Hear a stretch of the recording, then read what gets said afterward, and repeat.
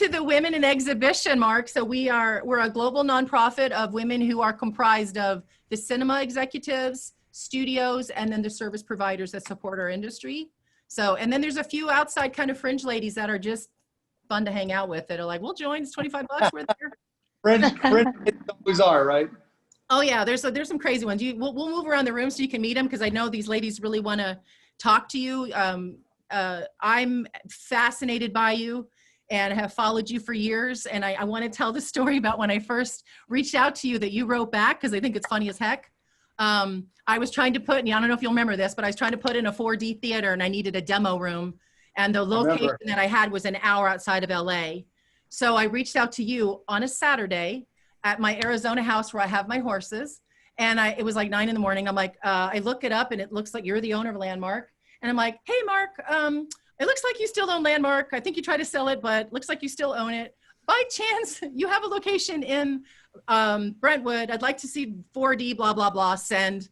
And I'm outside about to get on my horse, got my foot in the stirrup, got my hand on the saddle horn, throwing my leg over, and you write back, what's 4D? I almost went over the other side of my horse. I'm like, he writes back. So the reason that I wanted to talk to you about, just reaching out to, I call my lady friends, is that clearly we're in the pandemic, which would have already been interesting just to hear your take on like what's life for Mark Cuban, but right now more so than ever. So ironically, me going back and forth with Dawn for weeks and weeks and weeks, and she picked this date because of your schedule. I thought, Mark, what insight could you give us right now in this absolutely nutso time? I mean, I don't know where to start. Where do you want me to start? I don't know. I mean, I just anywhere you want to start. I mean, I did see the article that I forwarded you that I thought was so interesting when you're saying, folks, if you're going through a career change, I might recommend X, Y, and Z. Start there, and I'm going to let the ladies kind of ask you questions. I think they all want to talk to you. Yeah, let's just start with the business you guys are in. Obviously, It's completely upside down. The people, you saw what happened with Regal closing. Everybody's uncertain about what's going to happen with theaters, what's going to happen with live events and location-based entertainment. And, I think there's two parts there. One is the short term. In the short term, it's a problem, right? Until we get a vaccine that people trust and then take, it's going to be very scary to go to theaters, particularly since, theater attendance tends to go in both extremes of the demographic spectrum, right?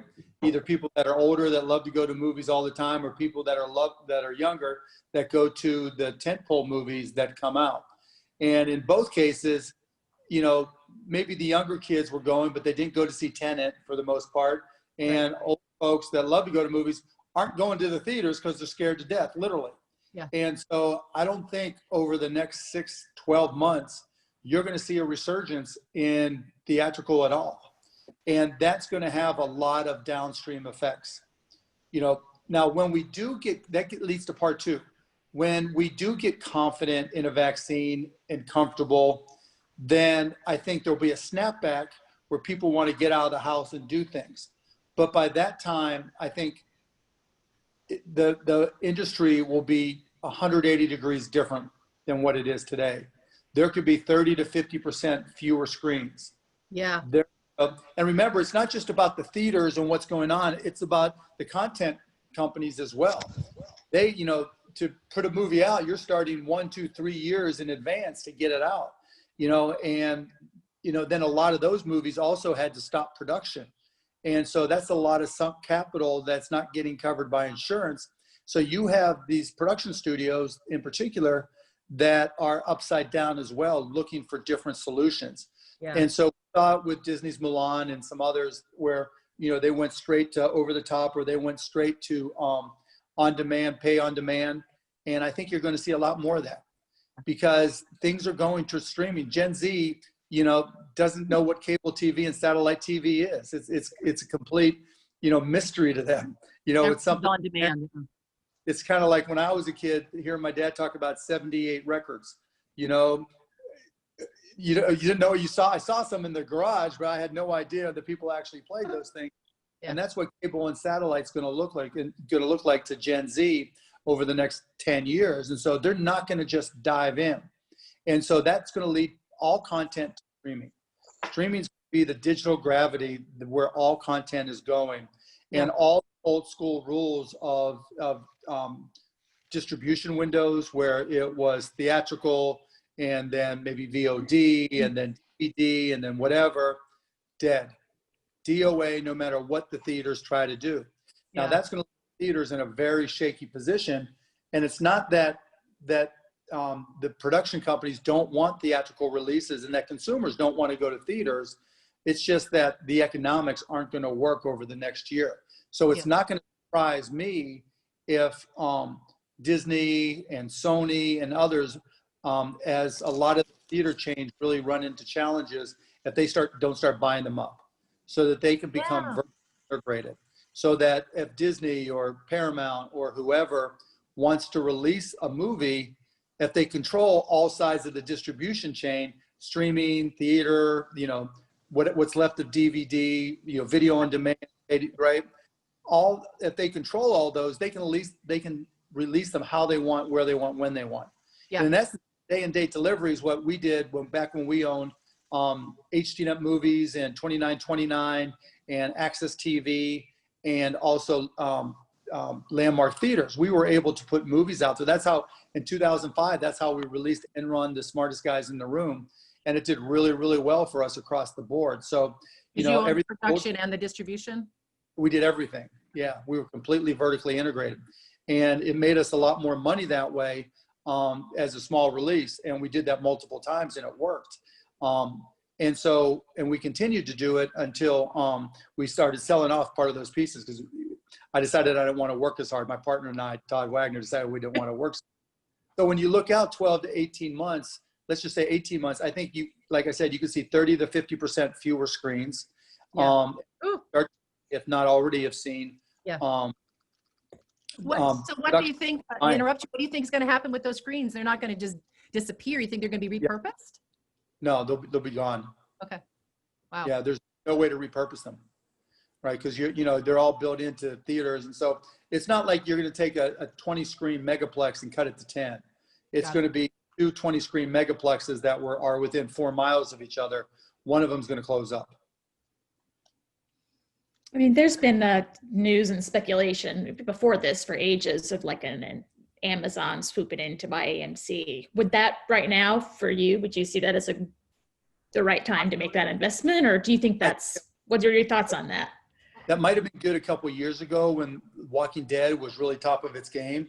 And there was still a lot more linear television, but now I don't think they have to. I think right now the content, the game is volume of content. So if you're going to compete with Netflix spends what, $10 billion a year on content. They just blow away everybody else. But the reality is Netflix still has to create hits. If the $10 billion Netflix spends in 2021 on shows and they're all awful, right? And they're all just absolutely awful, people are going to unsubscribe from Netflix. And so the key to competing with Netflix and succeeding is not only great content, but great content in volume. Because, now with Netflix, what Netflix has done that's brilliant, if not expensive, when you go to Netflix now, maybe you get bored within your genre, right? This is the type of movie you really like. You like action or whatever, and maybe they haven't had a new one or a big tent pole in a while. But there's still more shows on Netflix with all their library content than you're going to see turning on your DirecTV or turning on your cable provider, your Cox Cable, right? And so Netflix has become a destination, but it still has got to create quality volume. Now, if you're going to compete, you're going to have to spend that much money, or you're going to have to really be good at creating hits. And I don't know that AMC gives enough of that volume right now. Maybe, it's cost effective to buy the library this way. Maybe there's a couple producers that are in there that are really incredible, or artists that are really incredible, and that helps them. But it's not like Netflix is going to sit still. It's not like Amazon Prime is going to sit still. It's not like, Disney Plus is going to sit still. It's literally an arms race. And if you're going to compete, you really have to compete. Heavy stuff, man. I've definitely become that new generation that does the Netflix and then I just go down that rabbit hole and I watch. I'm like a junkie now, and I think that's what's been created, right? Where we're just watching whatever season it is. I watched Emily in Paris, all 10 episodes. Yeah, because it's different. Right? You can binge, and the other thing is, I read somewhere, oh my God, it's the old time TV guy. I forget his name now, and he said TV is the best alternative to boredom, right? It's our way to say we're doing something. What are you doing? I'm watching TV, or I'm on Netflix, right? I'm watching Netflix, and it makes us feel like we're doing something, and we're entertained, and it kills time. Yeah. And that's where we go for our kill time entertainment when we're bored. We go to our phones, our laptops, our TVs, and right now, when you choose, you're going to choose either Netflix or Amazon Prime, or maybe you can afford to subscribe to all of them. And you're going, or maybe you're on Roku or Apple TV or whatever, and you can just bounce around because it's easy to bounce around on them. But you can occupy yourself for hours every single day. And so, within that context, how do you get people's attention? And it's going to be very different looking forward, because all those things have to accelerate, because it's an arms race, and all those streamers are going to be competing. Other. No one wants to be left behind. In terms of getting people's eyeballs and marketing and getting attention, what can cinemas do now, do you think? Obviously, there are a lot of external factors that are beyond our control at this point. Yeah, nothing they can do. I mean, thank God we sold Landmark, because I would not know what to ask that. Yeah. Like maybe you could do family packs, where in essence, let's just say the Alamo Movie House, right, that serves food. Yeah. And it's hard people aren't confident enough to go there where there's going to be strangers, but maybe you can do a family night where it's possible to rent one of the theaters for $400, right? $500 plus food. Now that's not going to be something everybody can do, but not as nearly as much money as they would get before. And it's not something that, the content producers are going to appreciate, because they want their 50%, but you're going to have to do something crazy like that just to try to do a baseline to keep the doors open or to pay your bills. It's just going to be really, really, really difficult for cinemas right now. And You're maybe doing that buyout concept now with the escape rooms. You're seeing it. You're seeing it where? You're seeing it in the escape rooms. They're doing the whole buyout. Oh, yeah. Buyout, Yeah. I was going to say Cinemark. buyouts right now are actually happening with other theater chains like Cinemark. I want to say I saw a post with Galaxy Theaters, AMC, like everyone's starting to do the rent out, like for like, I think Correct. $125 depending on how big that house is. Yep. Yeah, we're doing, Cinemark is doing one auditorium, $99, you plus 19 friends, so that's a total of 20 people for $100. And then you get a discount on concessions. You get to pick the movie. We have a list of movies. Like right now we're doing like Halloween themed movies. So we give you a list, you pick your movie, you go there with 19 friends, $100.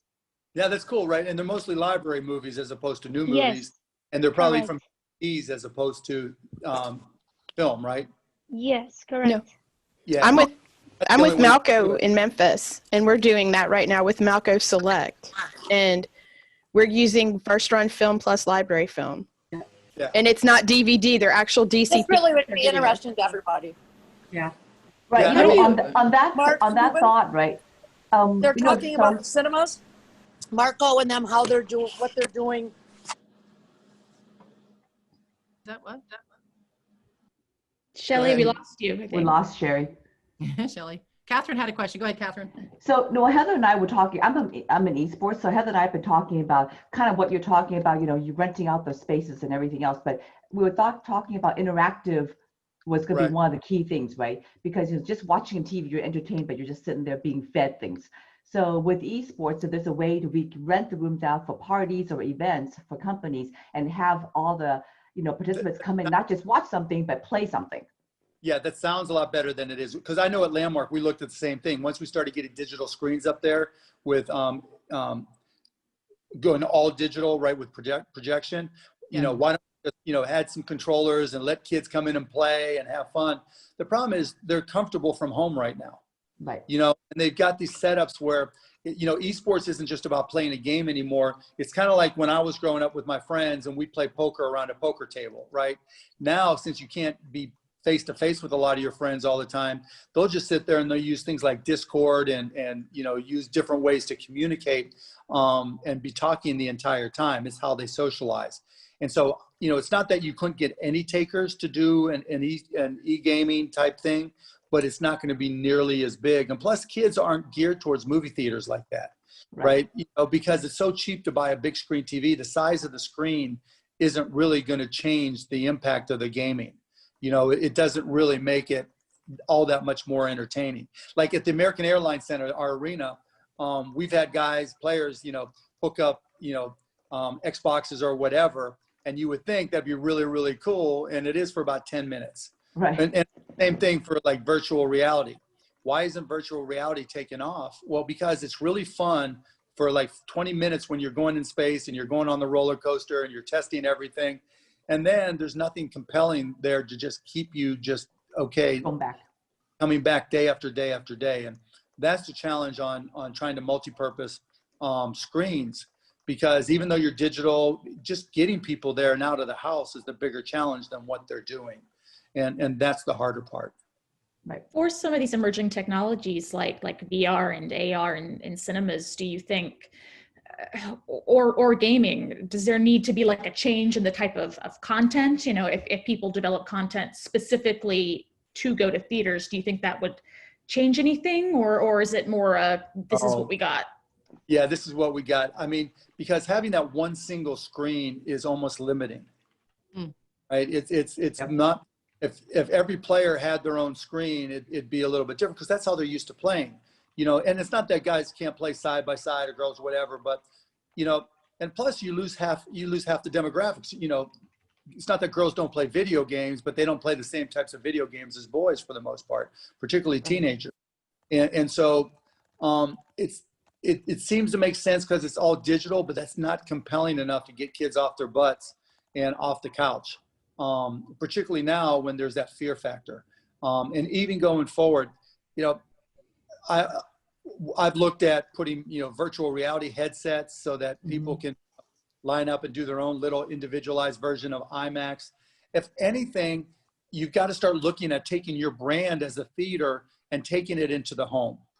And so not like, okay, here's another movie service and we're doing this. And you already know all the issues in trying to take first run content and offer it at home. Even if the theaters get a cut of it, it's still difficult. But you do have brands, Cinemark, Regal, et cetera, that are trusted, particularly by older people. And so that's where I would start looking. How can I do something that really meets the needs of cinephiles right now? What is it that I can do? If anything, I would look at some of the multiplayer viewing things that are coming out right now, that like Netflix has joint viewing where, I think up to 5 people can watch the same thing at the same time. I think they're just testing it right now, and so if you could create something along those lines and got first run content available to you to say, okay, Regal or Cinemark is offering this joint viewing package where 20 people can watch this movie, each in their own homes, right, from different places, and talk about it and create community. So imagine if your group all could watch the same movie, right, and it was a first run movie. Or Magic even Mike. Magic Mike. Just imagining. It's a great idea. In a multi-viewing environment up to 2 people, and it was $100, but it was at home. And then you got your 50% and the production studio got their 50%. Now the studio might say we can do it on our own, but the one thing that movie theaters have done, and you know what, now that I think about it, this is probably the better way. The one thing that theaters have done and chains have done that studios have not done is know who their customers are. Right? You guys are starting to do mailing lists, you've got programs, you've got your unlimited viewing programs, all these different things, right? You've got your passes. So you know who your customers are. The theaters do not.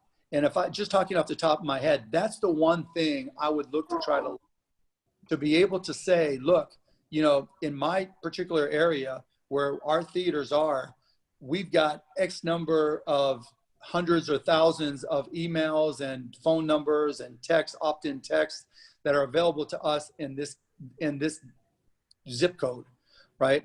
And if you allow us to do a first run of some sort, or even a multi-view where we stream or you stream, we'll share that information with you and we'll market to them, because you don't know who your customers are.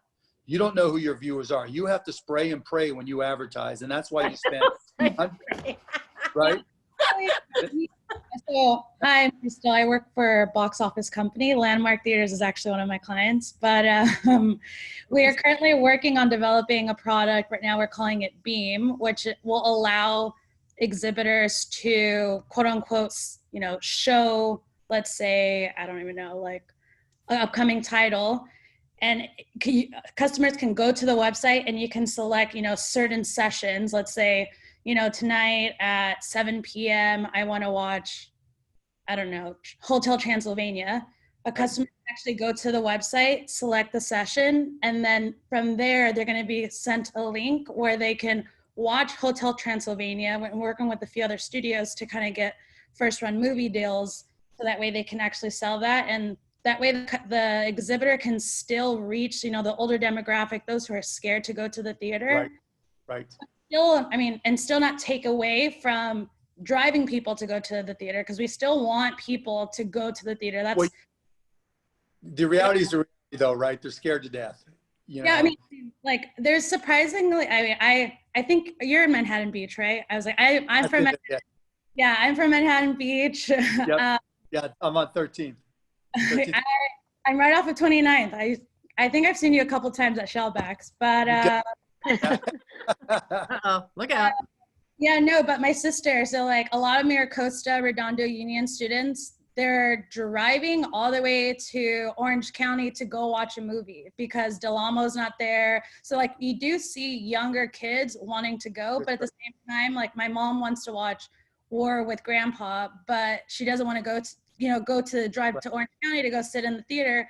But having that ability where she can still purchase the ticket on, you know, on. No, it's great. Like if you can do it, you know, technically if you can do it, but you know, and I don't disagree, right? There's still people going, right? It's not like all box office is zero, you know, so there's just not enough people going. And so, but my point is, where you really have an edge is that you know who the customer is.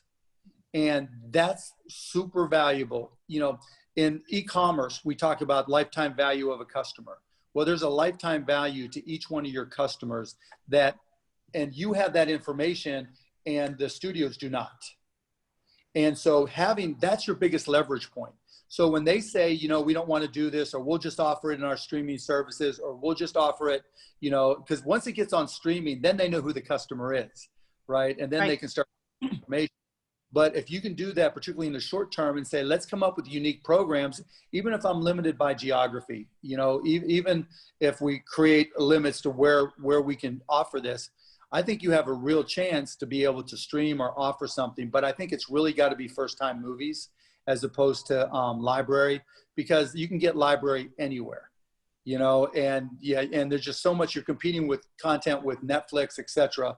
And so I would be saying to the studios, or as box office saying to the studios, look, you know, we're going to aggregate, box office can aggregate all the movie clubs that all these different exhibitors have. And that's the most valuable movie consumer database on the planet. And how much is that worth to you? And if you guys as box office can be that aggregator for that, that's a unique opportunity that I think really has some value. Now, how you really monetize that, that's the hard part, right? Because how do you create an offering that's compelling enough to pull people from Netflix? Because Netflix is easy, right? Or Amazon Prime is easy. And there's so many movies across all of them. And for $5, you can add Disney Plus, right? For, you know, so there's so many path of least resistances. So you've got to come up with something super compelling that makes it really unique, and probably do a different one for kids. So like if there's a new Marvel movie coming out and you create avatars and skins and with the studio, and create a different viewing experience online. So look at what, if you're familiar at all with Fortnite and what goes on there, right?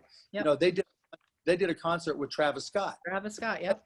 Yep, and it got, I don't know, 27 million people. And they did things with the NBA and the NFL where they make skins available to players.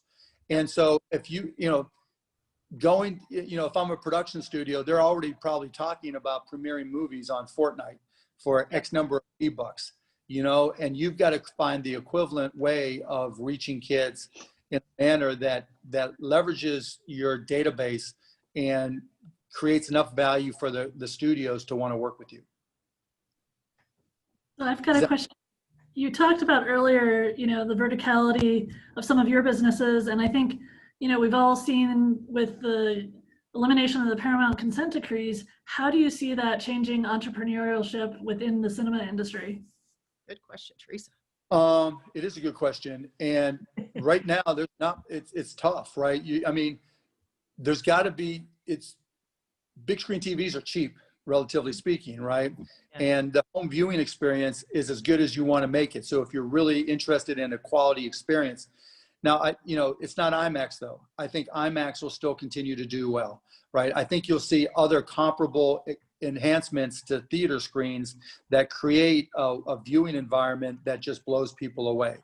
You know, you might have the floor rumble, right? You might have your seats jerk around and that type of stuff for certain types of films. And I know there's been some of that already. And I've talked to all of those vendors for that stuff and they pushed it in, but it wasn't as needed then as it is now. But even that kind of limits the size of your audience. In terms of other types of entrepreneurial opportunities, you know, we've seen drive-in theaters come back a little bit because that's safer, and we've seen special events there, but that's worked some, but it's tailed off a lot, right? It hasn't gotten the continuity that the people expected.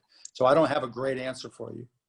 As a second question then, so last week on the Global Cinema Summit, they talked about how in all the contact tracing that's been done, not a single COVID case has been traced to cinemas. And so how, as a former cinema owner, you know, obviously the cinema safe protocols are working. How do you get that message out to the markets that cinemas are actually safe? Yeah, I don't think it matters, honestly, because people don't trust. There's no, you know, we're effectively trying to figure out who do we trust with our lives. And it's not like, you know, it's a risk of $20. You know, I lost my $20. The movie wasn't good. It was, oh shit, grandma's dead. You know, what even, you know, no. Put that on our tombstone. Oh shit, grandma's dead. Top Gun was fantastic. Oh, we went there. Oh, we went there. I'm dying to see Tom Cruise. Literally dying to see Tom Cruise. I don't think promoting the fact it's safe is really going to have an impact. Look, on the margin, any type of marketing like that helps, right? So can you, if you promote it enough and get enough earned media, can you get another 10%? Probably, right? But are you really going to start to return to where it was and have people confident? Probably not, because you just don't know. And because you're sitting with a lot of strangers, if somebody else got sick, you don't know. Right. So you don't know that your experiences have truly been safe because you're not contacting and tracing, and the theater isn't, telling you someone else got sick in the theater. Right. And so I don't know that really solves the problem, at least not in the short term. But it can't hurt to try.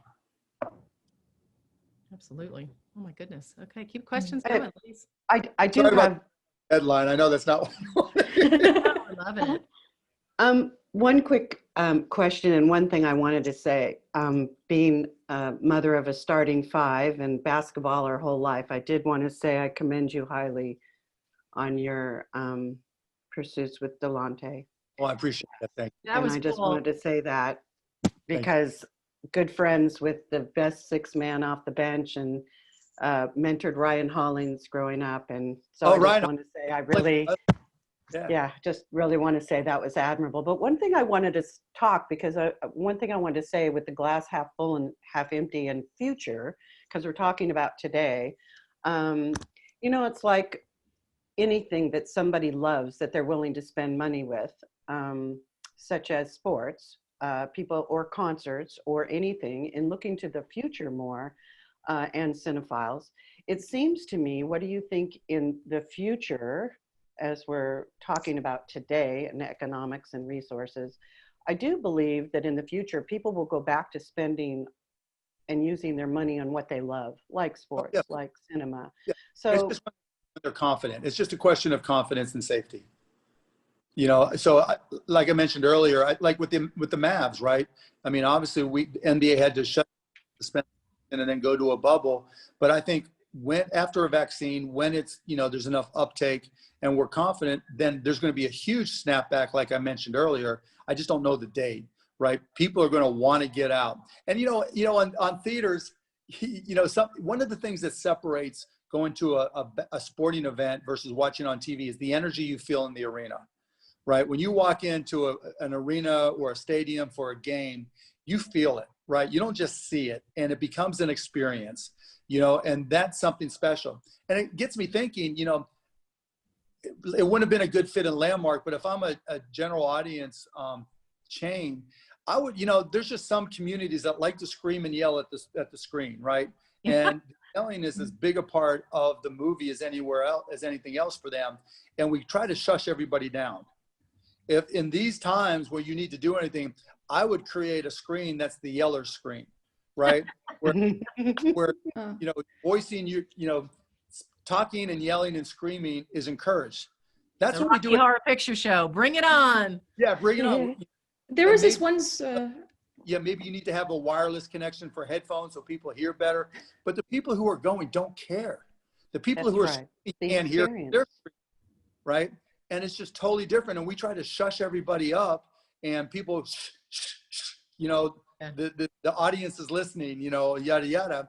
And maybe we should do the exact opposite for some of those screens and try something. Experience. Yeah. I heard there was a screening of Unhinged. I think Warehouse Cinemas did it, where I don't know if they had like a car parked in the parking lot or if it was they got it into the theaters somehow, but it's a movie about road rage, and they invited people to like bash on the car with a baseball bat. Right. That's good, right? Because you want that kind of stuff. Like, but imagine doing it during the movie. You know, imagine like you're at a horror film and don't go in, don't do it, you're going to die. Da, da, da. You know, we've all been in screenings, right, where someone's yelling and screaming, and our initial response is to say, "Shut up," right? Or "Why are you here?" Or, you know. Well, and to that end, Mark, you know, because I did sell 4D, one of my funnier experiences is I went to go to see Paranormal Activity as a vendor over at Paramount, and I'm petrified of scary movies. And as I'm driving there, I'm riding with a girlfriend, and I'm telling her, she goes, "You realize we're seeing Paranormal?" I'm like, "Oh, that was intelligent." So here's me in the theater. I'm like, this the whole time. So then I'm like, well, we did that in 4D. Maybe I should go to Oxnard and see how we used the effects to really give you a different experience. So I go, and there's literally 3 people. It's like Saturday at 10 a.m. And it was an African-American gentleman out front. And I said, "Sir, can I ask why you're here at 10 a.m.? Are you a fan of the Plaza? Are you a fan of horror? Are you a fan of Paranormal Activity? Or are you a fan of 4D? And he goes, "What's 4D? I go, "Oh, you don't know what's going to happen?" He said, "No." I go, "I'm going to sit in the back." The first time that the wind blew and then tickled him in the back, he jumped up and beat his chest and flipped out. And I was laughing my ass off. I'm like, "Keep on going, brother. It's going to get worse." But that was really fun to be somebody observing, watching somebody get tickled and poked and the wind blowing and them freaking out. Right. Yeah, it's fun. Right. But you get my point, right? I mean, there's a whole community of people that love to yell and scream and talk to the movie theater. Yeah. Don't go in there. Right. Yeah, we did some like rowdy women's night out events. There was like chick flicks, and we encouraged women to kind of yell and get excited and have cocktails and talk to the screen. Yes. Yes. And why not have a screen just for that? Because that changes the whole viewing experience. And then all of a sudden it becomes participatory and becomes much more memorable, you know, and everybody does it in their own way. And for those people where it's a natural reaction, they actually can go as opposed to going and getting yelled at. Right. Well, it gives the new meaning to Old Yeller. Yeah. Going back to the Mamma Mia sing-alongs, those are interesting to sit through. Right, but there's just all been in those movies where you're like, why are you talking to the screen? It's a horror flick. It's not a sing-along. It's just like whatever. And people are yelling and screaming and whatever. Let them. Isn't that the whole experience of going to a movie is to get the camaraderie and the feeling? I'm one of those screamers. I mean, we have movie nights with my girlfriends, and we'll watch Sex and the City or whatever. And when something exciting happens, I'll or whatever, and everybody's looking at me like, "What is wrong with you?" It's like, because I'm feeling. I feel. Yeah. And that's what I would do. That's exactly what I would try, right? Because there's no downside. I think as long as you know, I'm a person who likes my quiet, but so I like to know what I'm getting into. I know Alamo has their like rowdy screenings of Cats where everyone screams and yells. Right. That would be Cats for me is the perfect like movie to watch in a group because it's something else. There's the yelling and the screaming, and then there's that person behind you that's like giving you the entire commentary. That's the part that drives me crazy. Yeah. I love commentary. That person probably goes for that reason. Yeah. Right. Like movies and horror movies, I'll know like, okay, I've gone to this theater, this theater, and I know like this theater, the customers are usually like talking back to the screen or like screaming. So I'll go to watch a horror film just so I can hear the commentary, the scream, laughing. It cracks me up. Karen from Malco has a question for Mark. Go, Karen. So you guys tell me when it's ready to go, then I'll talk about it. Yeah. Karen, go ahead, babe. Hey, Mark, I'm in Memphis, go Grizz, and I have a question for you. As we're trying to survive here, we've got 34 locations in 6 states. And I'm just curious, as we're evolving, we're pivoting, we're small enough that we can do that. Do you foresee a time when we'll be able to maybe broadcast live sporting events on screen without having to jump through literal hoops? Yes. Yeah. I mean, we want to broadcast NBA games. We have the Grizz here. No, I know. Trust me, I can't even broadcast the Mavs games in local theaters, right? So it's all because of sports rights. Obviously, you're aware of all those things. Oh, yeah. And changing. So as new rights deals are being done, then I do think that those will be, extracted, particularly since now that Nielsen is rating out-of-home viewership. So up until 3 weeks ago, there was no way for Nielsen to count out-of-home sports bars, theaters, or whatever.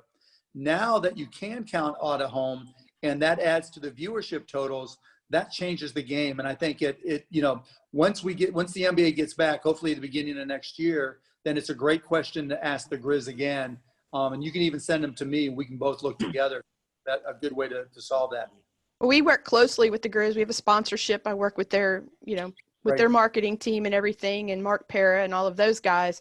But it's just a matter of industry wide, if you will, for us versus y'all from a sporting aspect, because we could pack theaters and seeing how we have a local team. And of course, when they play you guys, there's a lot of Mavs fans here. As a matter of fact, there's a couple here in our office. They're drooling right now because I won't let them in my office when I'm on the Zoom meeting. Tell them to stay out. Go, Matt. Yeah. But like a $5 fee to get in. To be able to do that, to be able to broadcast a Super Bowl, is this something that maybe you could help spearhead for us here in the industry? Brought it up, I will, because it is a good point. Particularly as we start to try to come back, we're going to want as much excitement as we can get. And I'm with another chain, and I certainly can't speak for every chain out there, but I can tell you we'd put them on with no charge and just give you a count of how many people are in the door. We'd be happy to have the people. Yeah. The whole game was no charge. Yeah, because the challenge, the catch-22 is for the local broadcaster, Fox Sports or whoever, right? They're paying per sub, and they want people to have to subscribe to the local cable company or satellite company in order to get it, because that's how they make their money. So I can say for certain that there'll be an open door to it, but I think there's a better chance that it happens now, just because we have, when you go through all this change, as you guys know, you've got to do everything possible to keep your customers happy. Yeah. Mark, sorry, real quick. Do you think they'll be able to get past the players union on that? Because a lot of times that's what seems to hold us up on the NBA side. Yeah, the players union is not a problem at all. It's not them at all. It's the local broadcaster and ratings. And yeah, again, you know, it's going to come down to the local broadcaster and local rights. And I think for national games that are exclusive to national television, like a TNT game, right? Now that there's out-of-home availability, now there's out-of-home Nielsen ratings, they're going to be more open to it. Now, there's still that catch-22 of them wanting to get as many subscribers to cable as they possibly can, and they might think that this reduces that, but I think that's an opportunity for us. Well, and you mentioned, you know, you're going to have empty arenas and stuff, and that's got to be hard on the players. You talked about a mic'd up auditorium to let people yell. What if you fed back from the auditoriums where you were broadcasting to the arena so that the players could still hear the fans reacting? Well, we've got apps that actually do that, and they've worked okay. But if we can get people in a theater, then we're going to be people into an arena, right? We've had events at the arena, but instead of having 20,000 people, it's been limited to 5,000. And, you know, and so I'm pretty sure we'll have fans when we get back unless something crazy happens. It's just a question of how many fans. But at the same time, for away games, that doesn't solve the problem, right? And so I think having theaters available would be great. It may well be that we have to do a deal with the local rights holder like Fox Sports, where we do something and half of that goes to Fox Sports. They become like the studio, you know, but win-win there somewhere.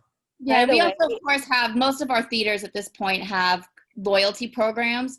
So there's actually, you can get consumer level data, which of course Nielsen wouldn't be able to get quite as detailed information.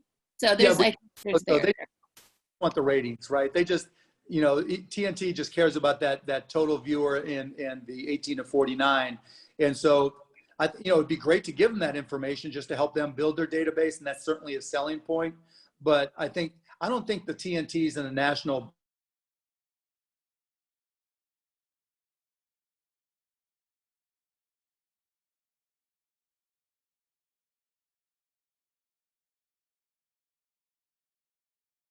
And one way we got around the licensing issues was we brought a big sponsor.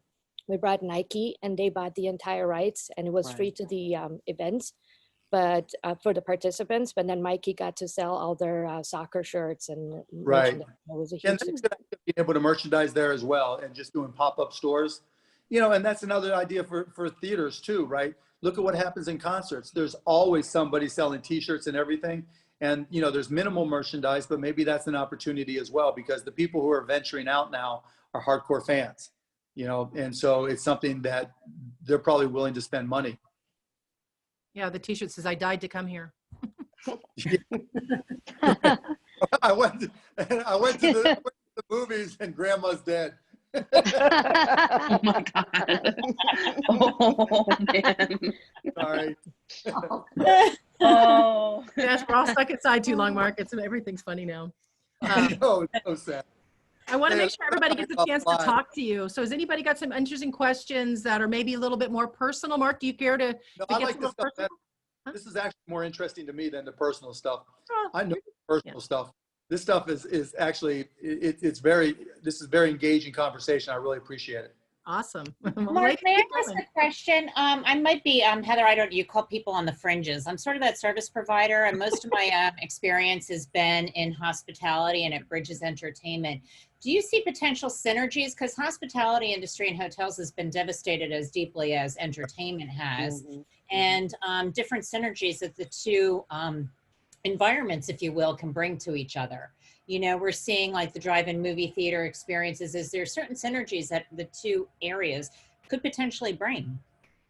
You know, yes. Look, as I mentioned, if you believe that there's going to be a snapback where people are just have cabin fever and are just dying to do anything fun that gets them out of the house and is unique, then, you know, working with event production companies and theaters to do special events where, you know, you dress up the theater. I don't know, right? You guys are the creative ones, not me, right? So it's certainly not out of the question, but I don't have anything specific off the top of my head. Yeah. Teresa said drive in to watch from your hotel window. Well, you know, I'm seeing all the different partnerships through news feeds, and it's quite interesting. And you know, because of all of this too, I've actually developed a completely different type of hotel concept, which doesn't bridge the gap. But just listening to what all the other wonderful ladies were asking and talking about, I'm just trying to think through like how the two could support each other. You know, if I'm NATO or any of the chains, I'm reaching out with a newsletter and asking the questions. You know, what would bring you into the theater? What would you like to see? How can we entertain you? Our job at ABC Theater Chain is to entertain you. What would you like to see? Because the thing about this pandemic, everybody's afraid. Yeah. Everybody's certain. And what you're looking for from your stakeholders or partners or customers or vendors is authenticity and honesty. You know, you can tell, you can spin all you want, and nobody's going to believe you. You know, because like we don't know who to trust. So, you know, we're just trying to get our portfolio companies and the Mavs and everybody just asking the question, what would you like? You know, what would you like to see? What do you have any ideas? Because, you know, sometimes that's where your best ideas will come from. Somebody that just happens to be a movie fan or a sports fan or a Mavs fan and comes up with something. You're like, oh my goodness, why didn't I think of that? And so I think that, you know, you may have already done that, but that's something that I would really feature and focus on. And I know you all are doing newsletters to keep people updated on movies and what's going on and like that. Yep. But just, you know, it's okay to say, you know what, this shit's hard. You know, we don't know what to do, or we'd really be curious of what you think or what your ideas are. And somebody can win a lifetime pass to XYZ Cinema if we use your idea. And, you know, you're going to crank ideas that are just ridiculous, but all it takes is one. Yeah. What ridiculous ideas are you getting? Well, I'm curious to hear from the industries that you're involved in, what you're hearing on like a customer level of, oh, do this, oh, do that. Yeah, I mean, just to be honest with us, you know, I mean, and to communicate with us and stay in touch, because that's what we crave right now is information. Yeah. You know, what are you doing? Like this whole thing, that's what this is about, sharing information. What are you doing? And I think the other thing is people are trusting Zoom meetings like this and doing it and are willing to pay for things right now. You know, so I think the great idea that I've gotten is that people are willing to pay to participate in Zoom streams that are interesting to them. You know, I never would have imagined in my wildest dreams that you could get 14,000 or even 1,000 people paying, you know, and I started the streaming industry, right? That's how I made my money, you know, starting streaming way back in '95. And, you know, now with Zoom, now those comfort levels with Zoom are dramatically higher. People are dramatically more confident in giving their credit cards and purchasing online. They become dependent on it. And so, you know, there's an opportunity there as well. If you can find the right idea, you know, with the right content and that's compelling enough, you know, there's nothing that says you couldn't package, you know, let's just say if a movie ticket is $15 for the sake of example, and it was to Tenet, and you couldn't package a ticket for $15 where you not only could you come to the movie, could you choose to, but we're going to have a Q&A with the star of the show, and you're going to see a new trailer, and you're going to see this, and you're going to talk to that, whatever it may be for 90 minutes. So, you know, even if you don't leave your house, you're getting something for your $15. And if you do show up, then you get, you know, it could be one of those things, well, I pay my $15 and, you know, I really enjoyed the Zoom, but why not go to the theater as well? Because I've already paid my $15. Ah, excellent ideas. There's so many like table reads out around now. Because I've got a hard stop at 10. Does anybody have a quick like last thing to Mark? Because I want to wrap it up and just thank you so much, Mark. I mean, I know I was bugging the crap. Yes, thank you. Thank you. I have a question. Thank you. I have a question. Okay, so my question to you, Mark, is what is your best advice to keep positive during this time where we're kind of all just struggling? Oh, good question. That was going to be my question too. Awesome. You have kids? No.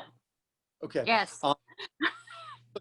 My kids 17 and realize that this is for them, right? That they're going to look back on 2020 and it's going to be an experience because kids are so resilient, right? They don't look back and what, you know, you might have a niece or a nephew or even for yourself, right? You know, and I had this conversation yesterday. Imagine when it was like in 100 years ago. And think of your entire life, and up until this year, you probably never even knew much about the pandemic of 1918, right? And so it's left behind us at some point. So we're going to get on with our lives. We're definitely going to get on with our lives. And like I told my kid, you read Diary of Anne Frank, right? It's bad now. Imagine if you were her. Imagine if one day the Nazis were coming for you and you had to stay in an attic for 2 years, right? I mean, could you imagine facing that? And you're worried about staying at home and, you know, remote learning and not seeing your friends. So when I think about staying positive, I think about my kids, and I try to help them realize and myself realize that we will get by this, because you know, much more advanced, at least we try to be much more advanced than they were in 1918, and they survived it. Wow, well, that brings us to our 10 o'clock, and I wish I could stay talking, Mark, but I got a hard stop, and I know you probably do as well, but I'm gonna make sure that the ladies have your email address, so those that like to reach out to you. I will let you guys know, make it short and sweet. And I just value this time you spent with us. You are more amazing than I thought you would be, so wow. Yeah. Well, I appreciate it. Thank you. Thank Thank you, Mark. Thank you so much, seriously. You guys. Bye. Thank you all. Thank you. Thank you. Thanks, Heather. All right, well done, Heather. Thank you. Great job.